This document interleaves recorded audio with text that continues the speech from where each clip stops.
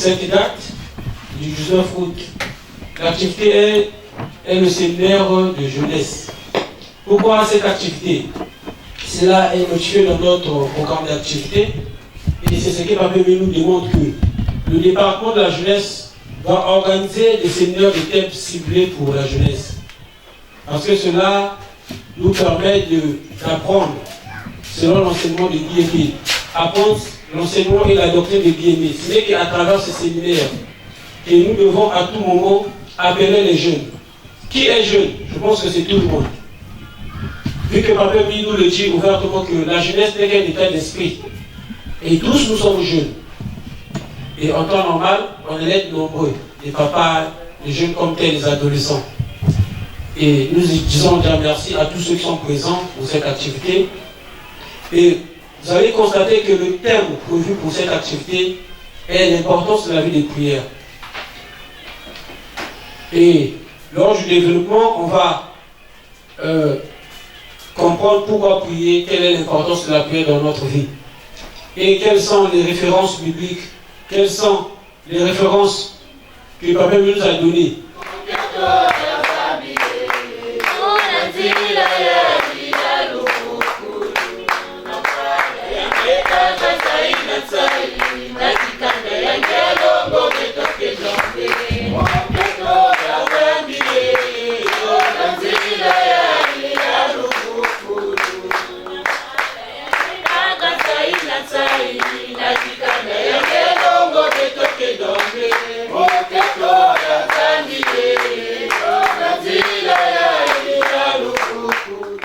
Je suis votre frère en CETI, le frère Jean-Ref Zachivu Mongolo, membre de l'OPH, sous-section Césarée, cette section d'arrondissement Césarée, secrétaire chargé à la jeunesse des sections de Pointe-Noire et du Koulo.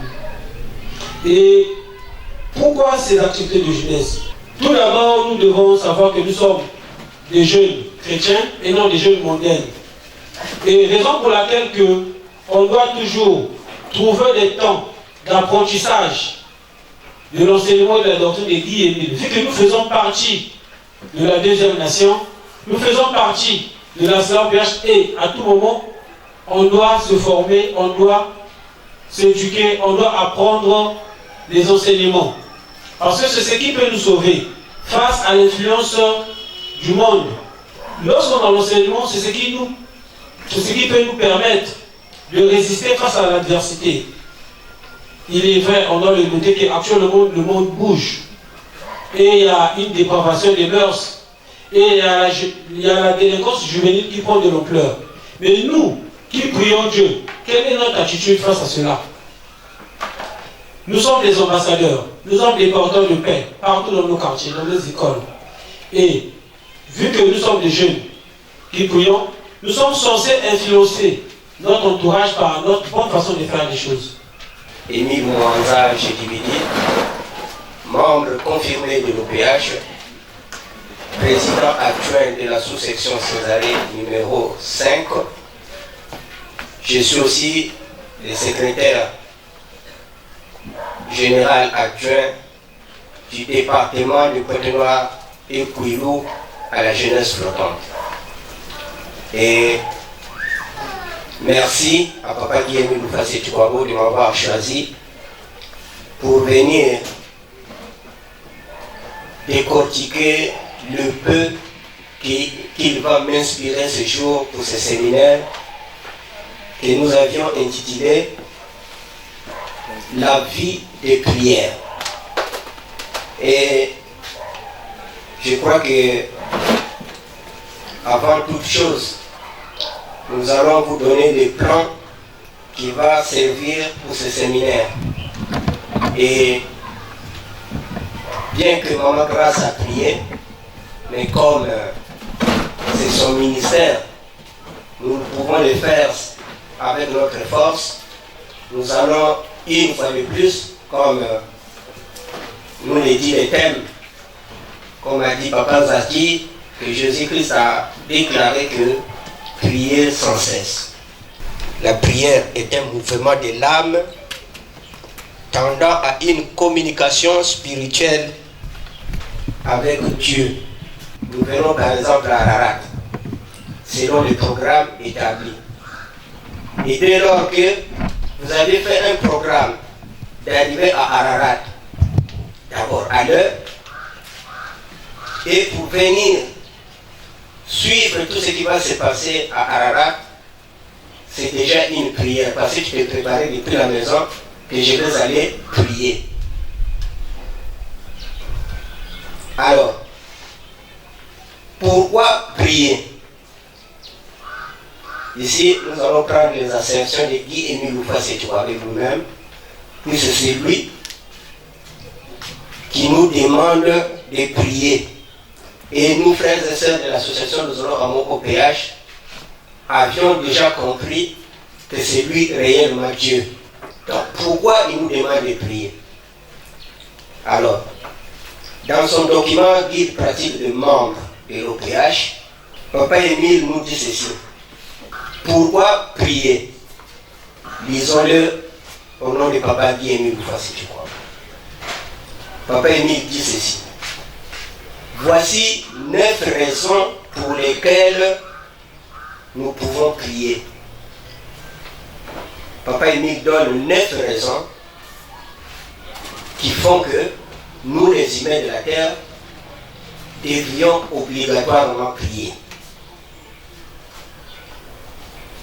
Il dit, nous prions pour la première raison, parler avec Dieu et être en communion avec lui. Et il prend un deuxième point, permettre à Dieu de lui parler, de nous parler. C'est-à-dire que au moment de la prière, Dieu nous parle. On doit se poser la question de savoir mais comment Dieu peut nous parler. Parce que en temps normal, nous utilisons des assertions de la Bible, des notes circulaires, de tout ce qui sont à notre disposition pour être en communion avec Dieu. Donc, dès lors que nous consultons la Bible, nous sollicitons que Dieu nous parle. C'est vrai ou c'est faux? C'est vrai. Papa Émile dit que la tentation n'est pas un péché, mais c'est céder à la tentation qui est un péché. Mais pour que tu ne cèdes pas à la tentation, il faudrait que tu sois convaincu des enseignements. L'idéal, c'est de comprendre et mettre cela en pratique. Parce qu'on peut écouter, mais si on n'a pas la capacité de mettre tous ces enseignements en pratique, ça sera comme une perte de temps. Le temps est précieux. Et nous demandons à Papa Émile de donner de l'intelligence divine, de la sagesse, pour qu'à la sortie de cette activité, que tout un chacun puisse améliorer là où ça ne va pas. Papa Émile dit que la prière, c'est l'arme des membres de l'OPH. Et il dit encore que la prière, c'est la force des membres de l'OPH. Lisons au nom de Papa Émile. Faut-il vous rappeler que page 5, alinéas 6 et 7. Lorsque les frères et sœurs prient, très souvent, ils ne s'engagent pas à fond dans leur prière. Ils ne croient pas en ce qu'ils prononcent. Ils ne croient pas tout à fait qu'ils seront exaucés. Ils se ménagent une porte de sortie pour le cas où cela ne marchera pas, et du coup, cela ne marche pas. Amen. Amen. Amen. Amen. Donc, nous devons garder notre ligne de confiance. Parce que on a dit que pour prier Dieu, il faut le louer et le glorifier. Et quand tu le loues, à tout moment, il faut dire tout ce dont j'ai besoin est dans ses mains. Ma vie tout entière dépend de lui. Pourquoi m'inquiéterais-je, moi pauvre humain, au moment d'allégresse, au moment des souffrances, quelles que soient les conditions dans lesquelles je suis, je dois le remercier pour sa volonté. Le Seigneur est mon Dieu, il est mon soutien, je ne manquerai de rien, de tous mes besoins. Il me suffit de patience, il sait à condamner. Cherchez le royaume des cieux, leur voie la vie éternelle, quant à mes besoins. C'est lui qui les connaît, il connaît ses brebis le connaissent. Les voix de Dieu ne sont pas nos voix. Mani.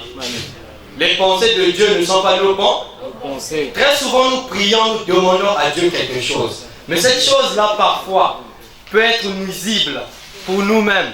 Et à ce moment-là, que fait l'Éternel? Mani. L'Éternel nous épargne, nous améroga. Parce que le grand maître écrit dans le guide pratique, page 15, nouvelle édition, ce qui suit. Or, une prière peut détecter les résultats opposés à celui recherché par les puissances célestes. À celui recherché, car les puissances célestes n'ont jamais en vue que l'intérêt matériel immédiat. Amen. Amen. Amen. Donc, une prière peut détecter des effets néfastes dans notre vie. Les amis avocats. À ce moment-là, l'Éternel t'épargne cela. Les amis avocats. Voilà pourquoi il est impératif de savoir demander, de savoir prier. On n'impose pas à Dieu, mais on sollicite. Les amis avocats. Tout le monde ici est séduit. Vous n'imaginez pas? C'est une des années dernières, on était en train de suivre la radio France Internationale, lorsqu'un homme a accordé une interview au journaliste. Il dit: monsieur, à 82 ans, vous voici qui venez d'avoir le bac. Qu'est-ce que vous allez faire l'année prochaine? Il dit: monsieur le journaliste, je vous remercie très sincèrement. Mais je vous en prie, l'année prochaine, je veux m'inscrire à la faculté de droit. 82 ans, s'il vous plaît. Donc, le cerveau ne doit pas vieillir. En vérité, si des activités comme celle-ci peuvent être multipliées par beaucoup, ça nous arrangerait. Et si c'est vérifié que celle-ci n'est pas la dernière, pour le cours de cette année, mais merci.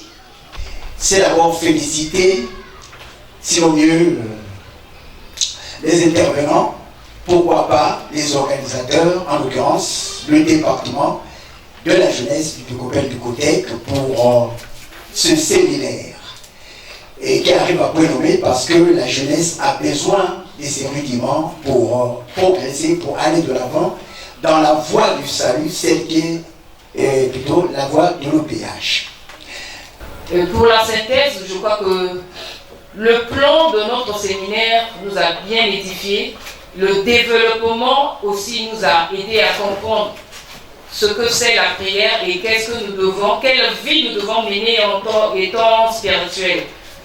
En synthèse, nous allons dire ceci, que la prière, d'après Papa Guy et Francis Kwabo, c'est une arme, c'est une force pour nous les chrétiens, pour nous les spirituels, parce que sans la prière, nous ne pouvons rien faire.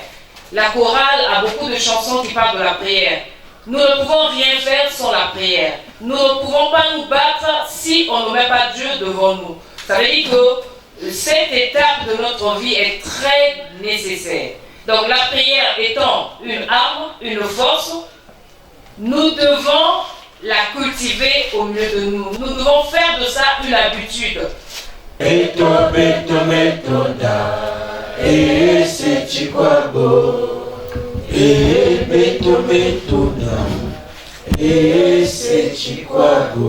Amen. Amen. Amen.